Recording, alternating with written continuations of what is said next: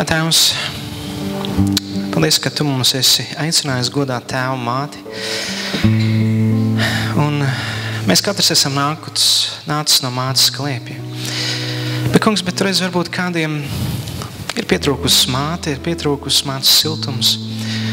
Varbūt šī dziesma kaut kur rada sāpes un ilgas. Bet es Tev pateicos, kungs, Jēzus, ka Tu tur pie krusta biji atstāts viens, lai mēs būtu Tavās brūcēs dziedināti. Un es lūdzos, kungs, ka Tavs gars piepildi ikvienu sirdi, kam ir pietrūkusi šī mātes mīlestība. Jo Tavs vārds skaidrs saka, pat ja tēvs un māte atstātu, tas kungs mani pieņems. Tāpēc lūdzos, kungs, ka Tavs svētais gars piepildi ikvienu sirdi. Piepildi, kungs, ikvienu. Varbūt kam ir pietrūcis tas. Bet varbūt ir kāda, kungs, kas vēl nav māmiņa, kungs, kam pietrūks šis status.